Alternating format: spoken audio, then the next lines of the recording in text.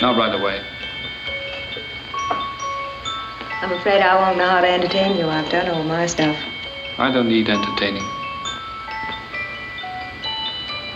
You wouldn't care to step into a waltz as the old year dies, would you, Mr. Case?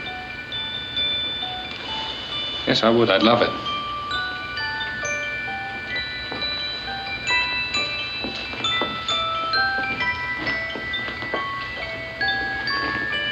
There's a conspiracy against you and me, child. What's that? A vested interest. I know. They won't let you have any fun, and they won't give me time to think. I suppose, like the great fathead you are, you told Father all your little hopes and dreams. Pretty disappointing. Bad enough. Poor boy. Hey, what about your own evening? Not so hard either. Poor girl.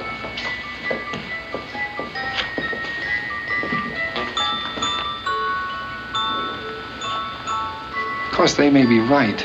Don't you believe it? I don't know, they seem so awfully sure. It's still your ride, isn't it? You know where you want to go, don't you? I thought I did. So did I. Pathetic, wasn't it? All my fuss and fury over anything as unimportant as this party. Maybe it is important. Well, if it is, I'm not, and I guess that's the answer. Linda, you're so sweet. I'm in a better mood already. Hello, everyone, and welcome to Book versus Movie, the podcast where we read books that have been adapted into movies, and then we try to decide which we like better, the book or the movie. I am Margot P. of coloniabook.com, and this is my good friend and co-host, Margot D. of Brooklyn Fit Chick. Hi, everyone. It is December 1st as we record this, and that means we are launching into holiday season here at Book versus Movie. We've been at this for over 10 years. We've covered so many holiday films, but this is our first time covering Holiday, starring Cary Grant, Katharine Hepburn. It's been a year. And I think this is what we all need right now is this amazing story. We can all escape into a very most underrated film, I think. We'll talk about that. This is the third of 4 movies that they made together, but it's not technically based on a book. Because we try to crank out a brand new episode every single week, we really will consider any movie that's been adapted from something else, basically. So if it's a play or a short story or a novella or a magazine article, a poem, a song, like last time, if you missed our episode on Convoy, It was fun. It was fun. This time we're talking about a movie that was adapted from a play. And it's a kind of an interesting story. But before we get to that, we are still looking for suggestions. That all of this was to say that we are still looking for suggestions for this holiday season. So if you have some ideas, there's a few places where you can make those suggestions. You can interact with us. You can meet other listeners of this podcast on the internet. Yes, be sure to sign up on Facebook. On Facebook, we have a basic Facebook page, which is Book vs. Movie Podcast. All the episodes are posted there first, but we're much more interactive in our private Facebook group. So it's Book vs. Movie Podcast group, and you're asked to join. We are also on Threads, Instagram, and Blue Sky at Book versus N Movie. And then we have an old-timey email, bookversusmoviepodcast@gmail.com. Also, if you would like some stickers, just give us your address via that email, and then we will drop them in the mail for you. And if you really enjoy the show and would like to help keep it going, you can also support us on Patreon. Yes, Patreon, type in Book vs. Movie Podcast. We have 8 years worth of shows on that wall. So just in the past few weeks, we put up there Elvis and Me, In a Lonely Place, The Parent Trap, The Invisible Man, the one with Elizabeth Moss that's like really scary, Pinocchio, Bedknobs and Broomsticks. Those are all on our Patreon wall. We wanted to say thank you to Kara, Alexis, and Marcella. All of them just signed up recently to be our Patreon group.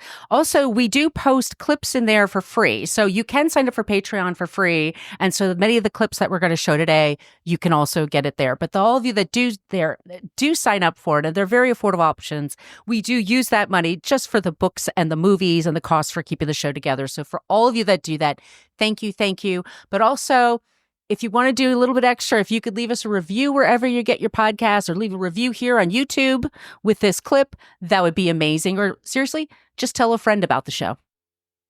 That's really the best thing. Yes. That's the thing that we enjoy the most, is when you guys share the show with people in your lives. And that really means a lot to us. And we're just so happy that you're here. Yeah, we said last week, like, we've been making some wild swings here at Book versus Movie. We did the boy, the mole, the fox, and the horse, and then we did Convoy. Now we're doing Holiday. It's a little bit for everybody. What will we do next? Yes. Right, we didn't pick one next. Oh, wow. No, we haven't. We'll have to decide. We'll have to try to make up our minds as we go along. Now, we just recently, not too long ago, we talked about our playwright, Philp Berry.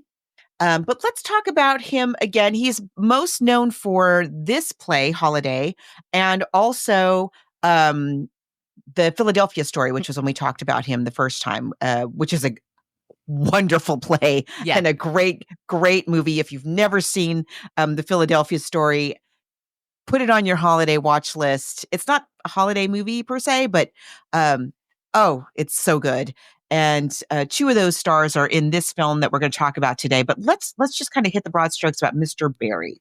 He was born Philip Jerome Berry in 1896 in Rochester, New York. Unfortunately, part of the story here is that he died at 53 from a heart attack, which sadly, that used to happen quite frequently back then. That was in 1949. He has written many, many things, but he is absolutely most known for Holiday and the Philadelphia Story. And he had a great relationship with Katharine Hepburn, who we'll talk about today. But really nice man and wrote quite a bit. But these were like the two biggest things he was known for. And sadly, he died at 53. Yeah, I mean, that's basically it. Holiday, it was interesting. I'd never read this play before. I hadn't seen the film in quite a long time. And I was just saying before we got on the air, and I think I mentioned a second ago that Katharine Hepburn and Cary Grant made 4 movies together, and they all kind of blend together in my mind. You know, I can't quite remember. I know Bringing Up Baby is the one with the cheetah or whatever that is, yes. the cat. But other than that, I get a little bit mixed up, especially between Holiday and Philadelphia Story, because the writing is very similar and it's the same playwright. But this is a play that came out in 1928. It's a fun play. I mean, it's not huge themes. It's not quite a farce. It's, I guess, a romantic comedy. It takes place in a New York City. I think it's in New York City, right? Yes. They live in New York. It's New York City mansion. We're in the kind of living room of the mansion for 2 acts, and the middle act we're in what was the children's playroom. But the children are grown up. And it played for a little over 200 performances. Mm-hmm. So a respectable run. But we were just also saying the timing. Okay, so let's just kind of hit the broad strokes of the plot. Mm-hmm. It's a little confusing. I found it a little confusing to keep track. I don't know about you. Mm-hmm.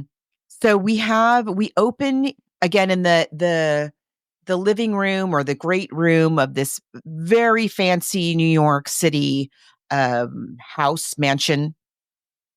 And there's a beautiful young woman sitting there, and her butler comes in and says, "Mr. Case is here to see you." And this very handsome young man comes in. They are in love and they want to get married, but she has not told her father that she is engaged. She went off, they got engaged on a vacation. She has not told her rich father who runs her life that she's getting married. And she has not told her husband to be that she is rich and has a father who controls her life. So what could go wrong? What could possibly go wrong? The fiance is learning for the first time that this girl is very, very, very rich. That establishes for us that he's not a gold digger. So that's good. And that she is truly, that they are truly, we were led to believe that they are truly in love. The father doesn't take it so great. He's not delighted.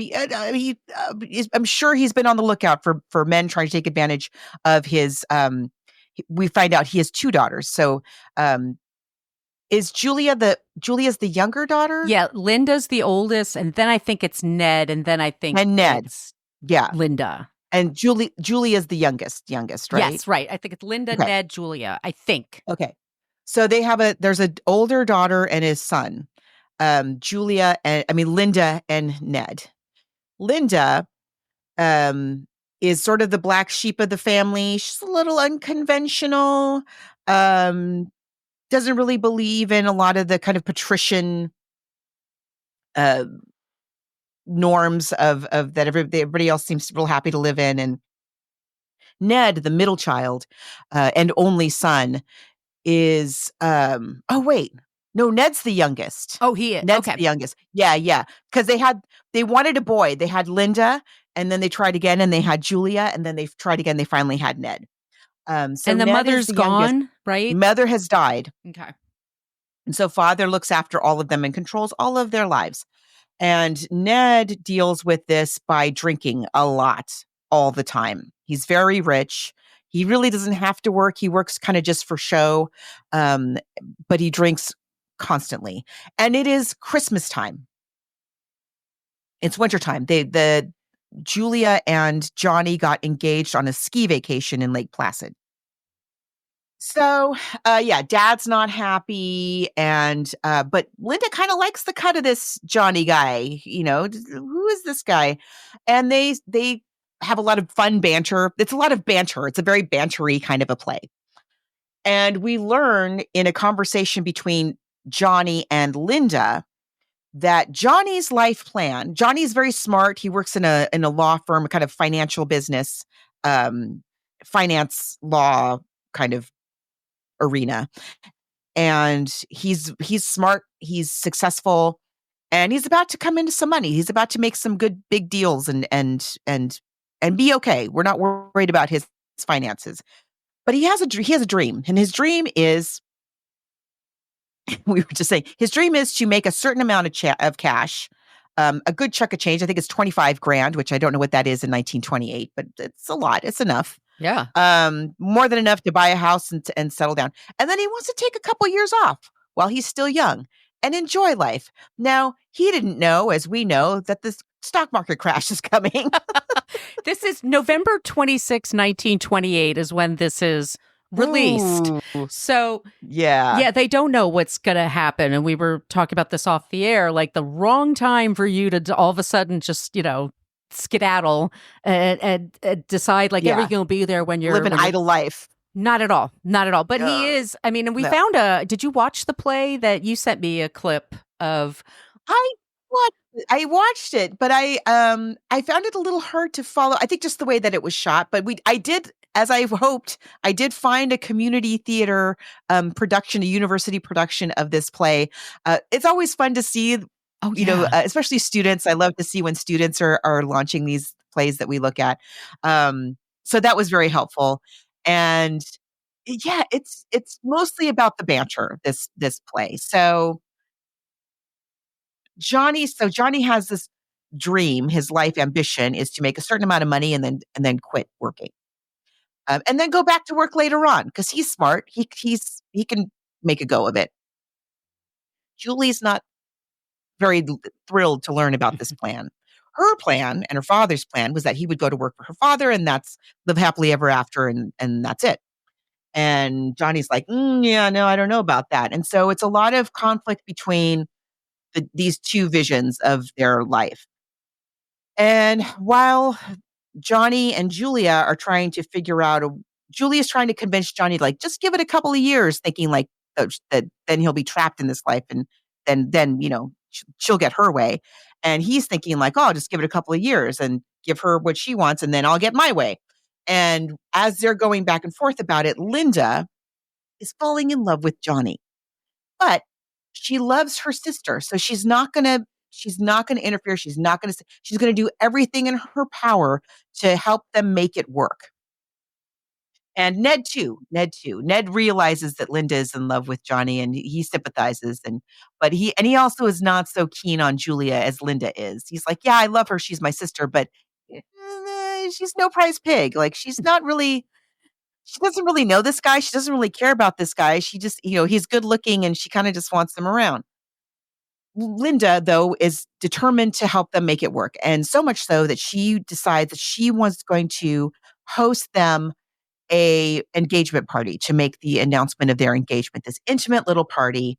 And she's going to plan everything. And Julie's like, yes, thank you, sister. That would be wonderful. And then Julia tells the dad, like, oh, Linda's going to throw me the engagement party. And the dad's like, absolutely not. We do this a certain way. We're going to have black tie, and this is the way we do it. And we announce it this way. Forget Linda and her stupid ideas. We're doing it this way. And Julia's like, okay.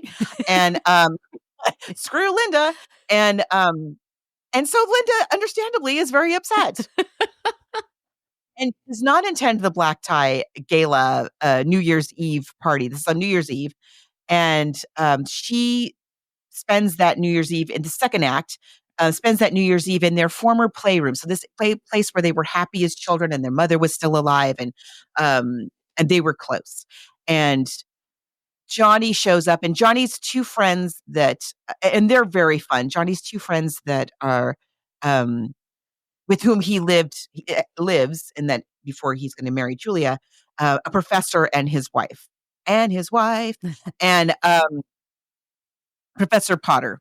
And so they show up, and they end up in the playroom, and so they have a sort of party of sorts that's very fun and unconventional, wacky, and but it ends with Julia and Johny basically fighting about like what's going to happen, and Johny leaves. Johny disappears. They make the announcement of the engagement, and Linda does in the play. Linda does join the party, and they make the announcement. But then in the next act we learn that nobody's seen Johny for almost 2 weeks. Right. We're back in the living room. So it goes living room, playroom, living room. That's the way that the play goes. We're back in the living room. Johny comes back, and he's like, yes. Linda says, you've got to make this work. You've got to make this work, because she wants her sister to be happy, even though she's in love with Johny herself. Johny has made arrangements to sail around the world with his friends, the Potters. And he has asked Julia to go with him. She's already turned him down. And he's feeling like, Linda's right. Maybe I'm being selfish. Okay, I'll go along with your plan for a couple of years. But if I say after a couple of years that I want to quit, I don't want to hear anything about it. No questions asked. I quit, and we're gonna do my plan. Of course, remember, none of these people know the stock market crash is right. coming. Great Depression's right around the corner. Yeah. And Julia and the dad are like, sure, in a very unconvincing way. And he sees right through them, and he just can't go through with it. And so he leaves, and Linda goes after him, and we're led to believe that they live happily ever after. So that is the play. Like I said, it's cute. It's all, but it really is just dialogue. It's the snappy dialogue. Right. It's the peek into this rich family's life. It's not, it's very frothy, and there's no war. There's no death. The mom is gone before it even starts. Right. So it opens, as you said, November 26th. So around Thanksgiving, 1928. It runs through Christmas time, I guess. It runs through June of 1929. And the original cast, Linda is played by a woman named Hope Williams. Yes. Who was a quite successful Broadway star. I was only able to find, I got to turn the slide off, sorry. I was only able to find one film appearance for her in a really fascinating movie I'd never heard of before. It's called The Scoundrel. It's from 1935, and it's a Ben Hecht film. And it stars Noel Coward in the lead. Yeah. Wow. Yeah. And it's sort of kind of a Faustian sort of a tale. Noel Coward plays a scoundrel. He's an evil man, and he dies, and nobody mourns him. And he has all these people in his life who, quote unquote, friends, but he's really just horrible to them, and he really uses them. And one of these sort of friends is a woman who is again, very unconventional, wears trousers, short cropped hair, and is a composer. She plays the piano, and he uses her to make this other woman miserable. Anyway, Hope Williams plays the composer. And you can really see how she would be great for Linda.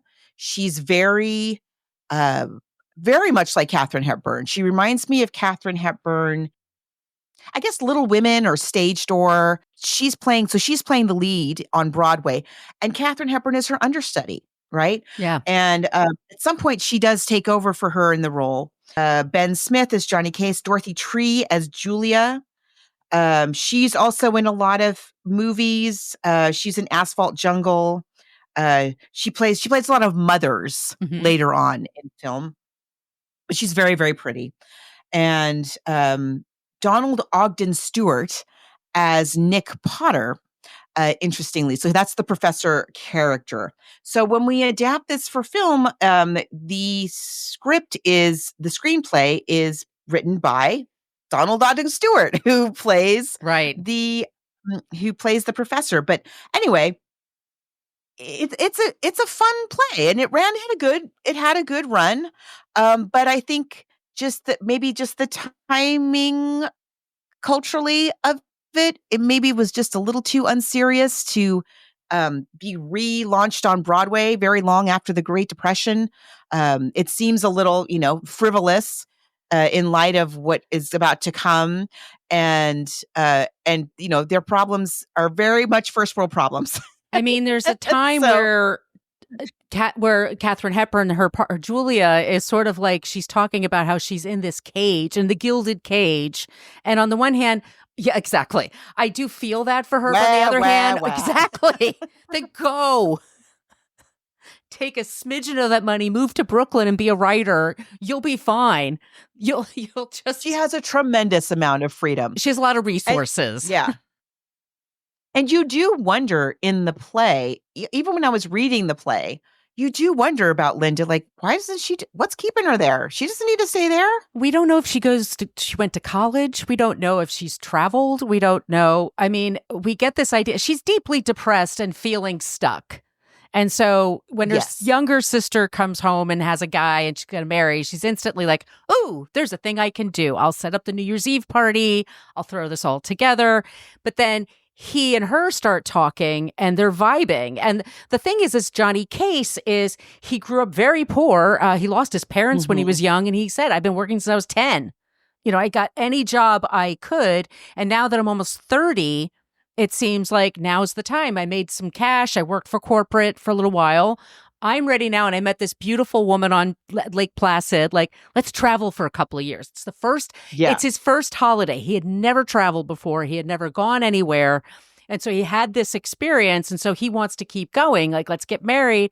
And very important in the play. And there's also a 1930 production, but we're not going to go into that so much. Because once again, we're in the Great Depression by 1930. Like, I'm sure a lot of people are like, wow. But anyway, seriously, when Johnny says, okay, he capitulates a bit and says, all right, I'll do this for a couple of years. And then his new father-in-law, soon to be father-in-law, says, good. You're going to go to London and you're going to stay with my brother-in-law. And then you're going to meet this person. This is your honeymoon. This is your honeymoon. Yeah. You're going to spend a week in London. Networking. Then you're going to be in Paris networking. And then you're going to be in the south of France networking. Then you're coming right home. And then you're going to stay at that house on 64th Street. And I will give it to you eventually. And so Julia, in like 5 minutes. Of him conceding that he will. Yeah. They've been he and Julia have had their heads together about this and have got it all planned out. And Johnny is just completely in a panic. Like, he can see it. It's the golden handcuffs. And he's saying, no, thank you. So he goes home and Nick, and it's Nick and what's his wife's name? Susan and Nick, his friends who are on his side, are like, yeah, come with us. We're going to go to France. Don't have a lot of money, but come on, we'll have a little fun. And that's when Julia shows up and she's ready to run away from home, basically. And she's ready to finally, because her father even says, you look so depressed. You're so out of it. He goes, why don't you take a maid and a companion and go to Europe for a couple of months? Like, this is what she's given. And her whole thing is like, no, I'll just go by myself on your dime. Thank you. I know. This is 100 years ago, y'all. We have to kind of. But there is this case of this is old school New York money. Like they've got, they say money talk, wealth whispers. These people are whispering everywhere. They have a lot of money and they're very much entrenched in the Fifth Avenue, Park Avenue culture. And Johny can see all of this and realizes I'm so close to it, but I realize I'm never going to be comfortable. Yeah. And so they take off and I put a link in the show notes for the play. I found it really fun to listen to while I was reading, I had the home reading it along. Yeah. A lot of it's still there. It's very clever and it's very cute. It's just not very meaty, but not knowing what's going to happen in the world. Or relatable in the slightest. Yeah. I mean, when she's crying about, I'll just go by myself, thank you. Like, wow, girl. Calm down.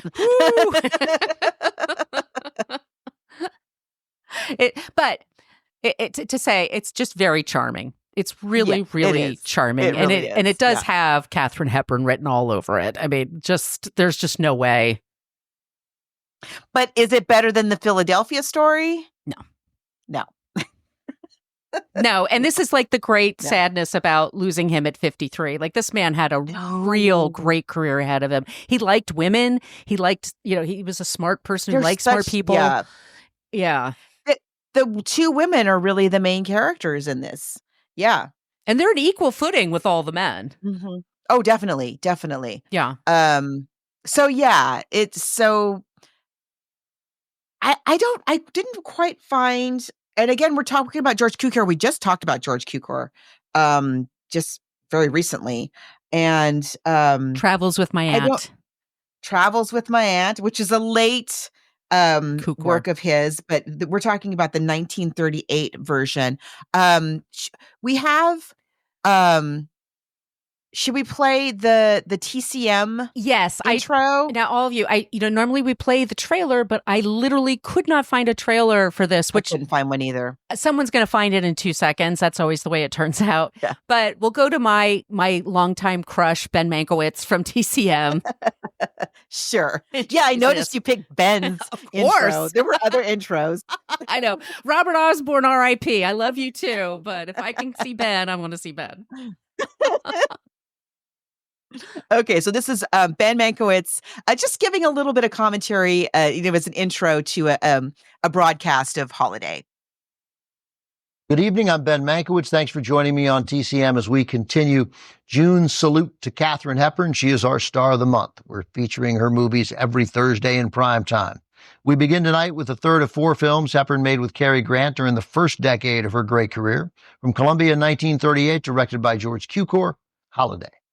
Picture premiered just a few months after Hepburn and Grant's second collaboration, Bringing Up Baby, but the two movies couldn't be more different in tone. Yes, Cary Grant and Katharine Hepburn performed some acrobatic stunts in Holiday, but this is no zany screwball farce. Instead, it's a romantic comedy starring Grant as an average, yet spectacularly handsome, idealistic fellow who falls for a Park Avenue socialite, not Katharine Hepburn, without knowing anything about her family's wealth. But as they plan their future together, it becomes clear they have markedly different ideas about success and happiness, and Grant finds an unlikely ally in his fiance's rebellious sister. That is Katharine Hepburn.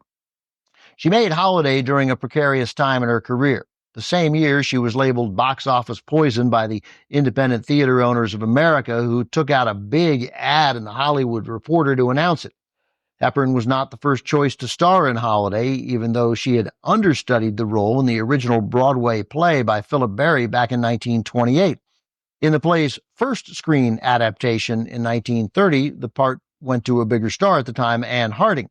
This time around, 1938, for this second adaptation, Columbia tried to cast Irene Dunne, who had just starred with Cary Grant in The Awful Truth.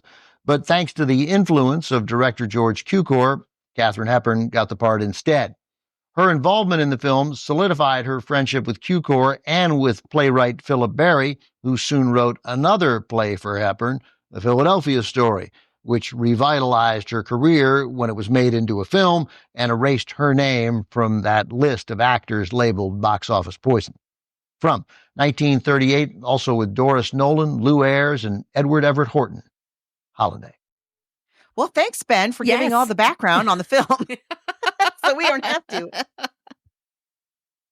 Yeah. But, I mean, all of this is to say, obviously, this is a role that Hepburn knew super, super well.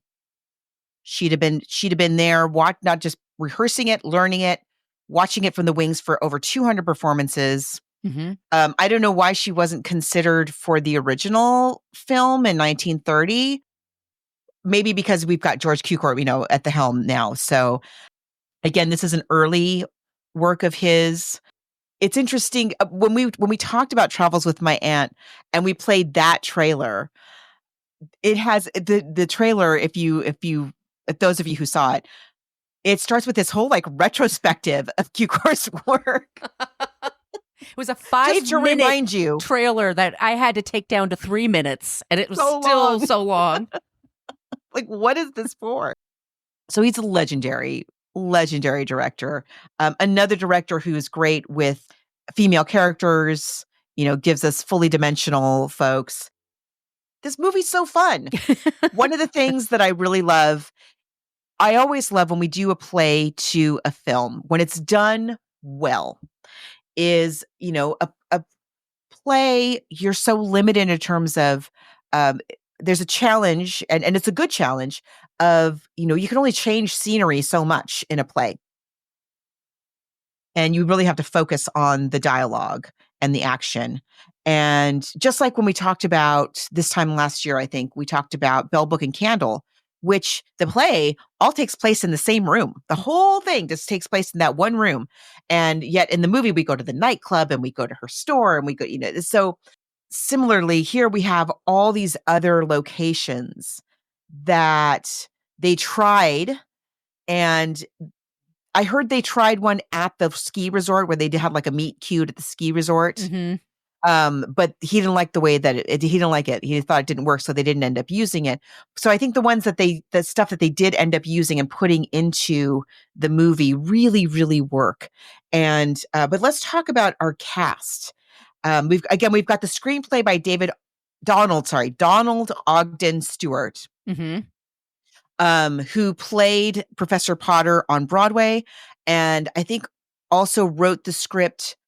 He might have written the script for the first one. Yes. And so we've got a screenplay. So it's a lot of the same dialogue, but we have fleshed it out with these locations and other characters, other kind of background characters, like at the New Year's Eve party and stuff like that.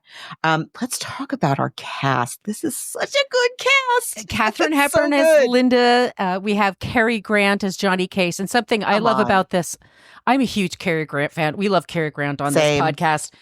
I love his acrobatics. I love it because that was his background. As Archie, when he was first starting in show business, he was a circus performer. Not in the play, by the way. None of that is in the play. No. But you've got Cary Grant who could do that. Of course you're going to... Of course. Of course. Doris Nolan as Julia Seton, who's great in the part. Lou Ayres. She's really good. I think she's excellent. Oh, she's great as Net. Lou Ayres is the unsung hero of this movie. I just feel like he's not talked about enough in general. We briefly talked about him recently. When we talked about All Quiet on the Western Front. Yes. Lou Ayres is the star of the original film of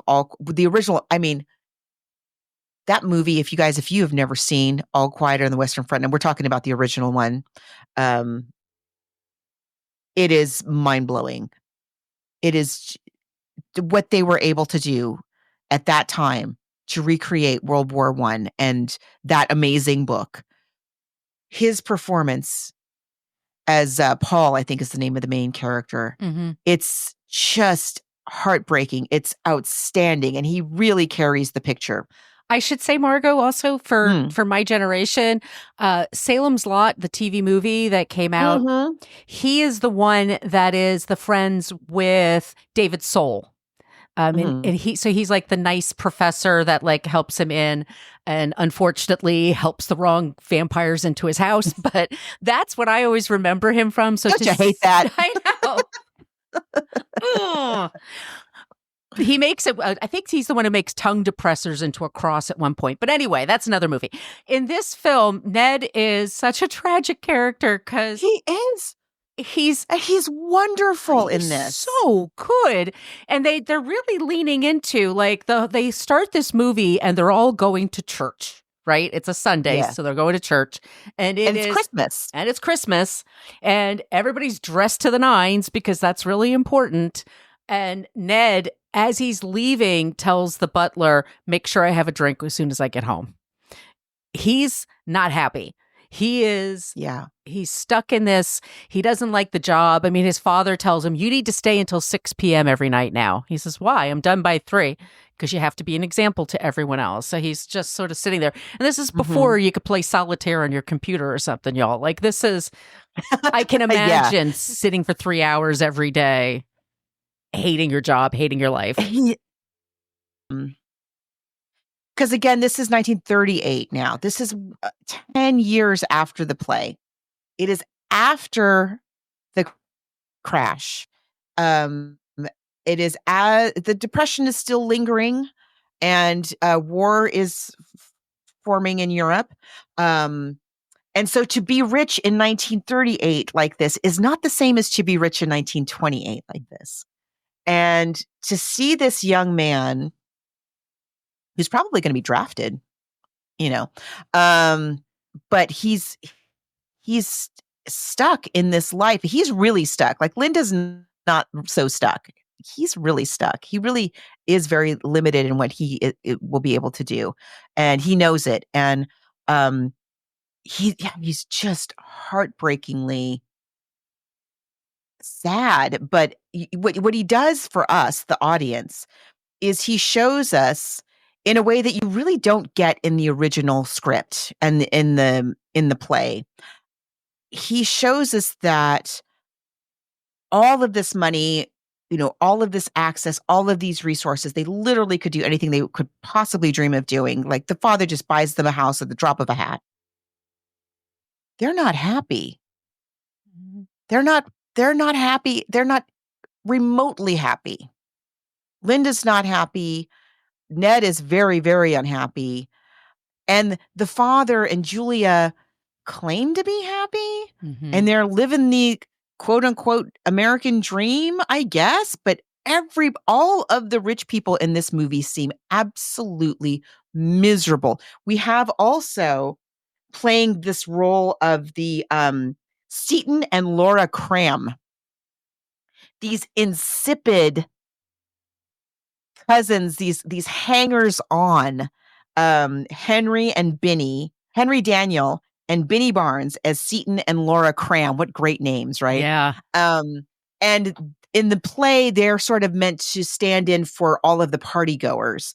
But here we actually see the party. We see these people. They show up because the Setons are throwing a party because everybody's kissing everybody's booty here.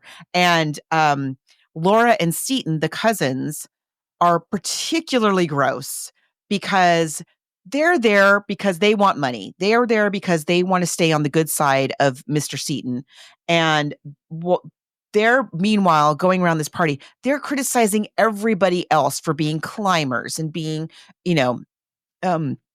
classless and not our kind, dear. All the things that they themselves are. And they're you just want to smack them. They're just horrible people. They deserve each other, yes. They really do. All of the rich people here you wouldn't, even in 1938, you wouldn't want to trade places with them. And that's very different than in 1928. In reading the play in 1928 saying, than in this 1938 version. It's very, very different. Whereas Edward Horton and who plays his wife? Jean Dixon. Oh, that's so good. Who are the professor and his wife, Susan. They seem truly happy, they feel very fortunate to have what they do have. They're squarely middle class. Yes, and it's, again, coming out of the Depression. He's an academic. They can't be making that much in 1938, but they're very, very happy together. And so Johny sees the Potters and how happy they are and carefree, and he sees the Setons and how absolutely miserable and shackled to this money they are. And he has a choice to make. Yeah, it's just, I really love the way that the approach to this film. I really liked it, especially I watched this last night. I really took notice of when they show up at the party, he's got kind of a schlumpy overcoat and he has to take his overshoes off. And yeah, I love it when she immediately says to him, "Can we just leave right now?" Like, because I'm just her. So awkward. Yeah, she's like, I don't even know. I can't make small talk with these people. We're only here for our friend Johny, and we don't belong. Like, we're not their kind. And immediately, I love how they do this. So they go in the elevator, and he even says to her, "Where we go?" Which just closes her eyes and just hits a button. Like, I don't know, just out of here. Love. And so they wind up, and I don't know if it's the attic or whatever, but it's a playroom. And there we find out that Ned has a drum kit and has instruments. A playroom with a full stone fireplace and armchairs Yes. and the most luxurious kind of like FAO Schwartz threw up in there kind of toys. That's the playroom. And that's a giant oil painting of the mom. And Linda's been hanging out there this whole time. And for her, that's her happy place. Like, that's where she goes. And this is the party she's throwing for her sister.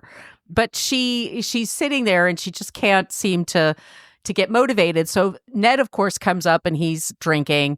And then Johny finds them. And then there's Nick and Susan. And so then they just start having a little party in the room. And they're having a good time. I think we have a clip. We do indeed. Let's see here. Let's do this one.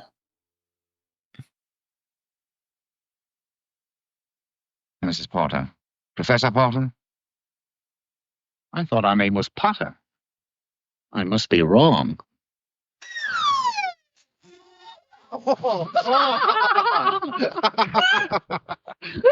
Mr. Case, in appreciation of your very great success in the field of love and finance, I wish to congratulate you, sir, on behalf of the members of the Fifth Avenue Anti-Stuffed Shirt and Flying Trapeze Club. Yeah. And present you, my dear boy, with this little token of their affection and esteem. Thank you very much. Mr. Toastmaster, ladies and gentlemen, my friends.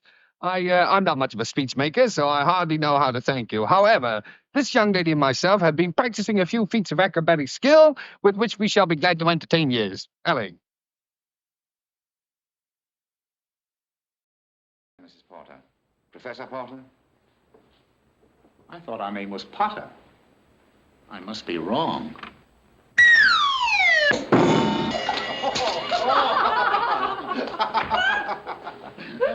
Mr. Case, in appreciation of your very great success in the field of love and finance, I wish to congratulate you, sir, on behalf of the members of the Fifth Avenue Anti-Stuffed Shirt and Flying Trapeze Club. Yeah. And present you, my dear boy, with this little token of their affection and esteem. Thank you very much. Mr. Toastmaster, ladies and gentlemen, my friends. I'm not much of a speech maker, so I hardly know how to thank you. However, this young lady and myself have been practicing a few feats of acrobatic skill with which we shall be glad to entertain years. Ellie.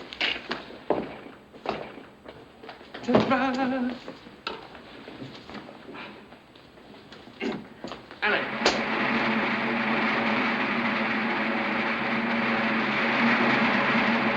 Ready? Ready! Hey, put up the lights! Un momento! Ellie! Linda.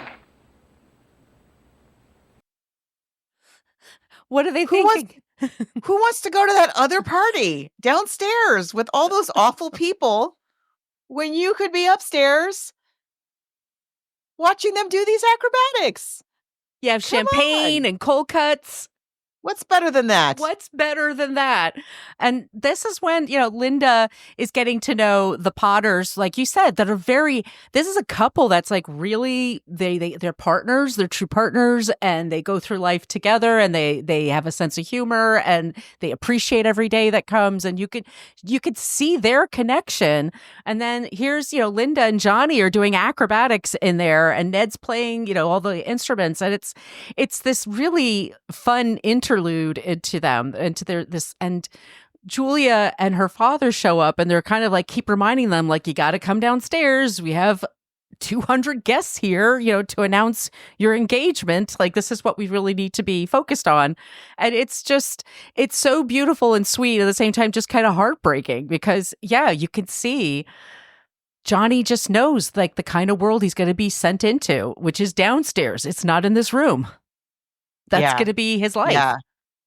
The way that they use the house in the film is so great. I mean, the whole thing, they have him, in the play, it opens and we're in the living room. And as I say, Julia's sitting in the living room and the butler comes in and announces Johny, and Johny walks in. He's like, whoa, this place is like Grand Central Station.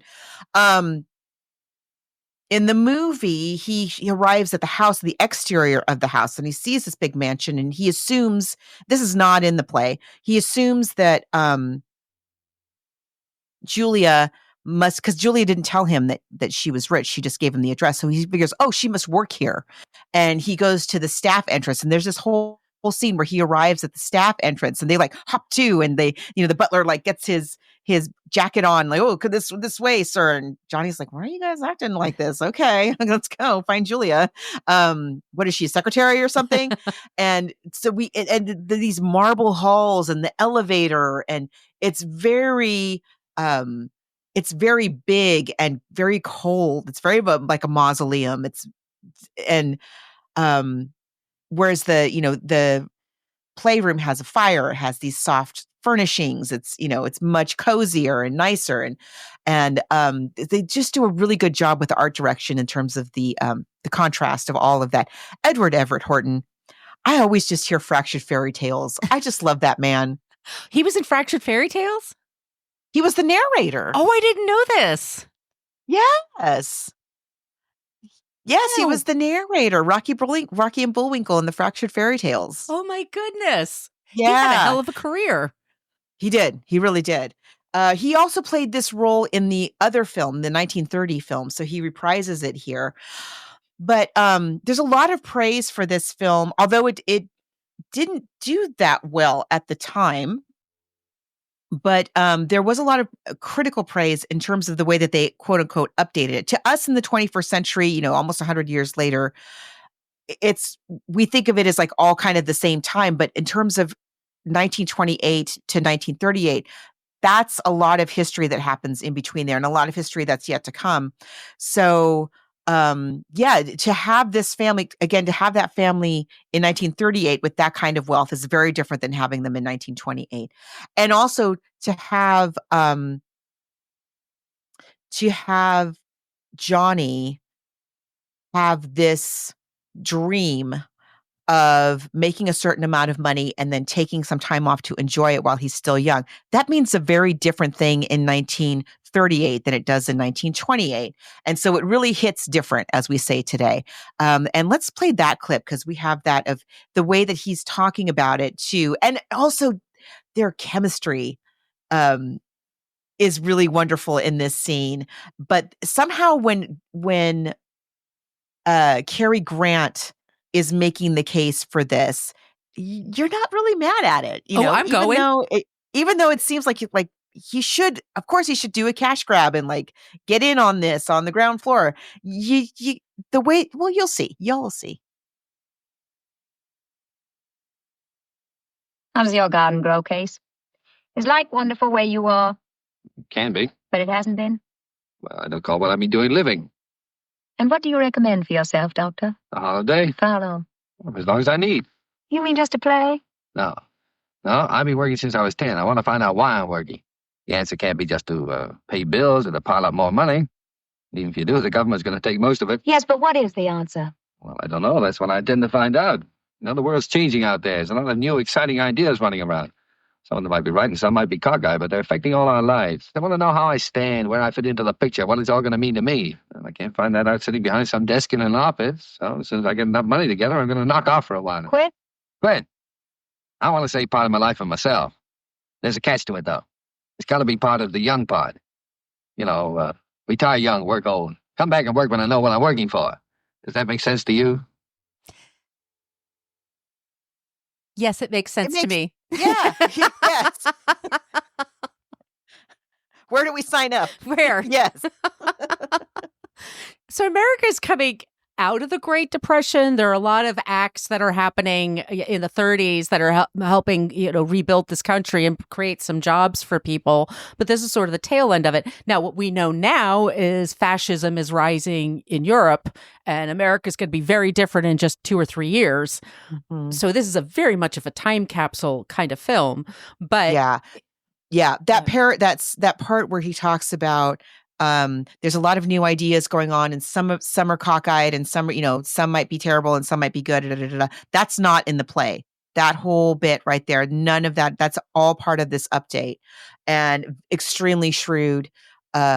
Grounding it in what is actually happening in the world. These are not just frivolous, fluffy people. They're a little bit that. Mm-hmm. You do still wonder, like, what does Katharine Hepburn do in there? Get out of there.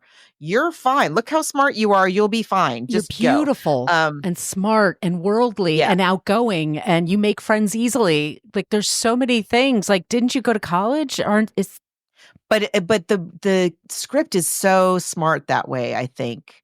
And I don't know why it didn't do as well as it could have or should have. I mean, it's wonderful. It is wonderful. I don't think it's as strong as the Philadelphia Story or Bringing Up Baby. No. I don't think it's as funny as Bringing Up Baby. Yeah, no, it's not. It's in between, and I think also it's rich people problems. I mean, true. These are I mean, these sets are so gigantic. I mean, when she's running through that house, it's. I mean, the echoing that happens up and down the staircase that she runs at full speed, and it still doesn't take up the screen. It's just... They're both wearing evening clothes. They're waltzing in the playroom. He's just so devastatingly handsome. He really is. Oh, he's so gorgeous. He really is. He truly is. It's a little distracting, and it doesn't help. Like, they also, everybody remarks on it in the movie. Everybody's like, oh, well, at least he's handsome. Oh, he may be a gold digger, but he's very handsome. I'll give her that. Yeah. Everybody goes on and on about how good looking he is. And you're like, yeah. I just loved this film. I just think it's really lovely. It's it's not a Philadelphia Story. Philadelphia Story is so smart, and the characters are more dimensional. It's a much more interesting story. But this is really nice. Yeah. It's very satisfying. The Professor Potter, like the whole bit about, like, everybody calls them the Porters, and they're the Potters. And they keep trying to correct everybody. I love the way, and she doesn't get enough credit. I feel the way that Doris Nolan, when we first meet her, she's so beautiful too. I mean, when you first meet her, and the costumes in this thing, it's breathtaking, and she seems so lovely, and she seems so down to earth. But then as the thing goes on, she has this little mean streak, and she's not actually that down to earth, and she kind of is fine. You get the idea, like, she's kind of fine exploiting whoever to be comfortable and be able to just have her furs and her gold lame gowns, like we just saw. I mean, it was quite a gown. But she has this little streak. And so when you get to the point When you're reading it in the script, I have to say it does seem a little abrupt. She does seem to go from loving him to not loving him, kind of on a dime. But the way that Nolan is performing this role, she does a really good job of sprinkling in these kind of yucky parts of Julia's personality. If you're just reading it, you don't really get that. Mm-hmm. And you really only have Ned saying things here and there to kind of lead you to that destination. But I think that this performance of Julia, the way that she does it, her little flashes of anger, her little power plays. Yes, her power plays, exactly. And the way that she like plays her dad too, and getting like, oh, you got his house. Oh, but you'll get us the servants too. That's also not in the original script. But I love that they put that in the movie because that really shows her materialism. Well, she says it's going to be just as much funny making money as it is to do anything else. It's like, yeah, that's like, there was one just. First of all, how does she know? You know what? Yeah, that's a good question. Darling, he didn't get what I was driving at all. Oh, Johnny, why did you do it? You knew all that talk would antagonize him. You think talk is all it was? I think it was less than that. I'm furious with you. It wasn't just talk, Julia. But you don't realize what Father is offering you. Wait a minute, dear. We'd better get clear on this. I'm clear on it right now. Why, if you think you could persuade me that a man of your energy and your ability possibly could quit at 30. Oh, Johnny, now, if you're tired and want to rest, why, we'll have it. Haven't you the remotest idea what I'm after? Yes, Johnny, I know, but you haven't any idea yet of how exciting business can be. Oh, Johnny, see it through. You'll love it, I know you will. There's no such thrill in the world as making money. Oh, darling, you don't see what I'm aiming at either.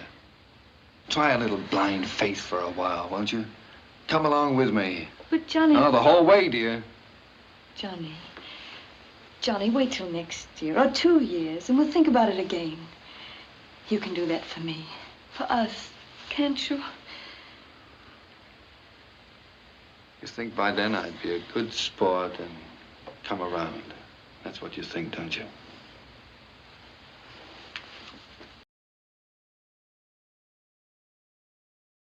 There's the clip just before that. Do you see that's number 5? Can we just play that one? It says... Oh, I don't think I have it. Hold on. I will get it. Give us a sec. It says Ned, Julia, and Johnny. I kind of love it because it's Lou Ayres. Oh, I love this clip. I don't know why we didn't get it. Hold on. Just give us a sec. We'll do it now. We'll do it now. We have the technology. We are loosey-goosey here. It's taking a second longer than I thought. Hold on.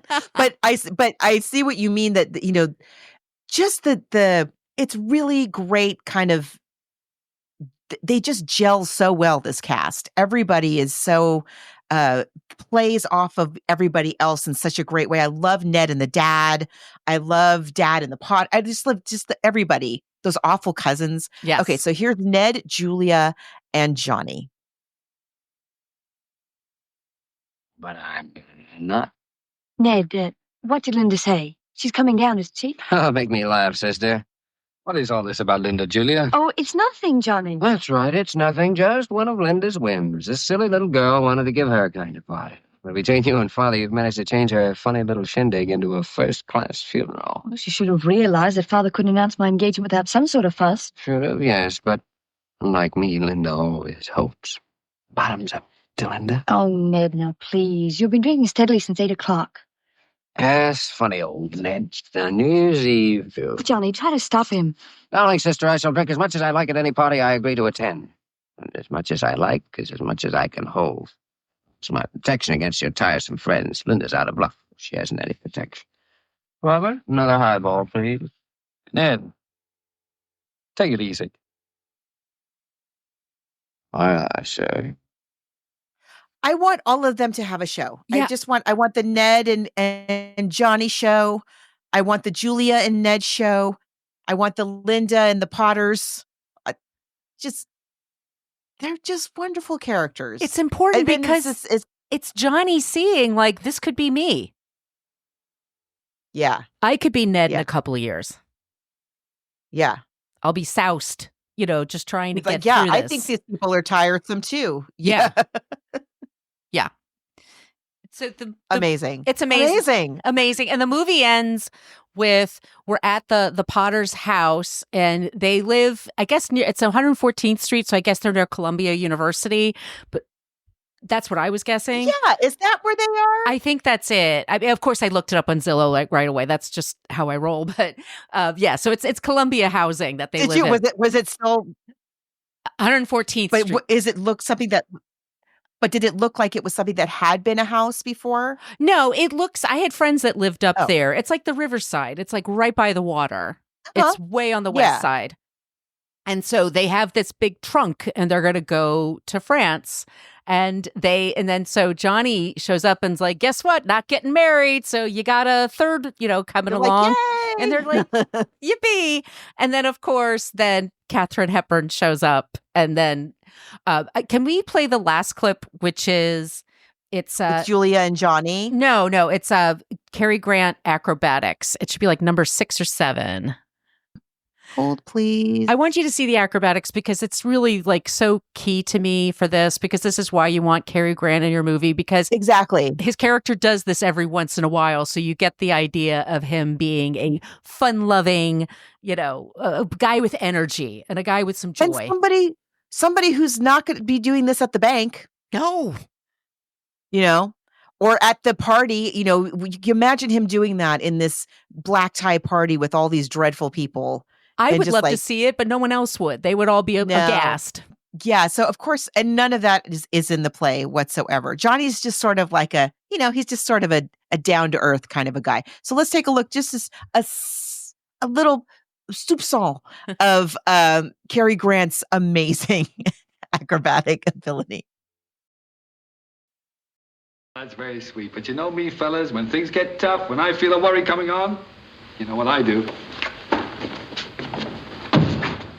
There, and then the worries are over. Goodbye, you comics. Good luck, Johnny.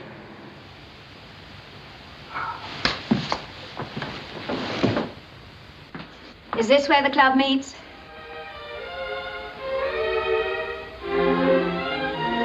Right here.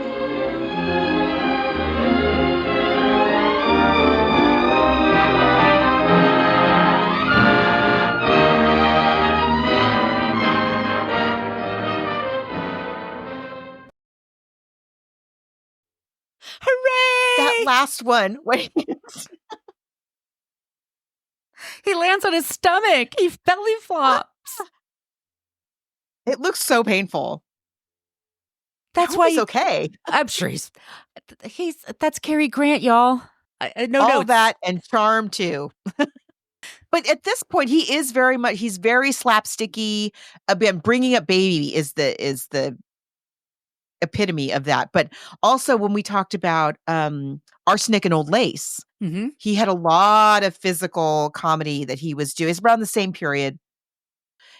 Later as he ages, like a fine wine, there's less of that. And more just kind of like the running and North by Northwest. Yeah, no notes. I'm like, come on. Yeah. It's just watch it. Just watch it. You will love it. You will love it. It doesn't matter.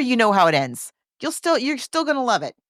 It's a great have it on while you're decorating the tree. Yes. While you're making your well, as I did, I had it on while I was making my turkey stock with my leftover turkey that I had. It takes place during Christmas and New Year's, as does the play, but it's not hitting you over the head with Christmas. Well, they don't have any Christmas decorations, by the way. I mean, Christmas a tiny bit. Yeah. They have a tiny little bit, not in the play at all. Right. But in the movie, there's there's no tree, but there's like a garland and a very subdued wreath. Off in the distance in the background. So they're not, because I don't know if that interferes with their money making or I don't know. Well, they don't want to be gauche about it. They don't want Jesus showing up and flipping a table. So, movie. It's just movie for sure. Movie 100%. And not that the play is bad, but I think showing the story, updating the story the way they did for a post stock market crash, New York, it works so much better. I just think it works. It's so much more interesting to have this happen, this story in 1938 than in 1928. I just think it works better, and it's more believable. It's not just like, oh, those rich people and their problems. They do have some. They're not happy. Right. And so, who's right here? It's clearer than it is in the original material. Yeah, definitely movie. Yeah, you will not be sorry. It's great. It's great. It's really great. It's streaming on costumes Amazon alone. Prime. Yeah. Oh, yeah. Gorgeous. And she's Katharine Hepburn. We've been going on and on about Cary Grant. Katharine Hepburn is spectacular in this. And so Also beautiful. extremely athletic. Yes. She doesn't get the credit that Cary Grant gets, but this woman was jumping off of piers into icy cold water well into her 70s and beyond. We'll cover it on Golden Pond one day. We have to, because that was a we have play to do too. that Yeah. one. Yeah, that would be interesting. It's box office poison. How could you? Come on. How dare you? How dare you? Ugh. Now, what are we going to do next? We had a couple of ideas. We were talking about, there was the jug band thing you were talking about. I just bought the book, just saying. Oh. That I'm a big fan of Emmett Otter's Jug Band Christmas, and I don't believe we've ever done anything Muppet related. I would be totally here. into that. Okay, let's do that one this time. It is a children's book. I have it in the other room. Emmett Otter's Jug Band Christmas. I watched this so many times as a child. It made me cry every time. I've never seen it. Absolutely adorable. I had never seen the book. I didn't know that the book, which is by I think it's by Russell Hoban. It's the same folks who did the Francis the Badger books. Which I also loved as a child. And what I didn't realize till I got the book just the other day was the Muppets are absolutely true to the book. Like, they completely recreated. They didn't take as much Muppet license as I thought they did with the characters. So it'll be very fun to talk about. It's great songs and really groundbreaking effects, actually, considering there's no CGI. This is way before any of that. So it's all done with puppets and just a little bit of minor mechanics. I guess we could call it robotics, but not exactly. So it'll be really interesting to talk about the way that they shot this as well. And yeah, oh boy, Emmett Otter's Jug Band Christmas. Well, as you were saying, we're always looking for ideas. So, all those Mhm. places I mentioned at the top of the show, please feel free to reach out to us. Our email, once again, is bookversusmoviepodcast, spelled it all out, at gmail.com. And Margot, where can they find you? You can find me online at coloniabook.com, and all my social media callouts are at She's Nacho Mama. And Margo, it's December 1st, and a lot of people might be looking for a gift idea for the movie lover in their life. I wonder if you might have any suggestions to offer before you give us all your places that we can find you and possibly make some purchases. I've been working on for almost 2 years a book about Saturday Night Fever. I interviewed over 70 people, and that book will be coming out next August. They just announced it. It's for pre-order right now. I'll put a link in the show notes. I'm very, very proud of this. I'm super excited to talk about it. I know it's so many far months ahead, but this is publishing for you. This is, this is just how they do it. Listen, mark my words. Right about August of next year, you're going to be wishing you had this book. We're all going to be so happy that we have this book. to And you're going to be escape. very sick of me talking about it, but that's okay. I appreciate No. that. I get it. But yeah, I'll put a link in the show notes. If you're interested in Saturday Night Fever, I hope I did a good job. I'm really proud of what was created. So thank you, Margot, for letting me talk about that. You could find me at Brooklyn Fit Chick. I'm at Brooklyn Fit Chick for Threads and Instagram. I'm at Brooklyn Margot for TikTok, where I also have some of these clips, and for Blue Sky, which has become a really nice place to hang out.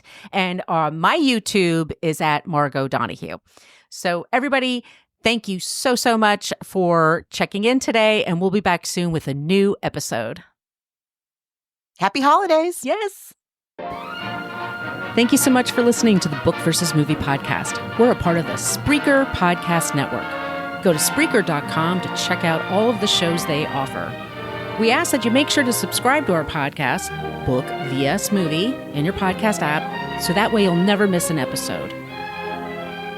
If you want to interact with the Margos, the best place to do that is in our private Facebook group. Go to Facebook and type in Book vs. Movie Podcast Group and ask to join. On social media, you can find us on Instagram and Threads. You spell out Book versus and Movie. Our email is bookversusmoviepodcast, spelled it all out, at gmail.com. This is Margot D, and you can find me at my blog, brooklynfitchick.com, and I'm at Brooklyn Fit Chick for Threads and Instagram. And on TikTok, I'm at Brooklyn Margot. I'm also at Brooklyn Margot for Blue Sky. Margot P, you can find her on all social media at She's Nacho Mama. We really appreciate the listen, and if you have ideas for us, we not only cover books, but also short stories, magazine articles, plays, songs, poems. Be creative. If it's been adapted into a movie, we may just cover it. We just ask that the movie be available on a major streaming platform. We'll be back soon with a new episode.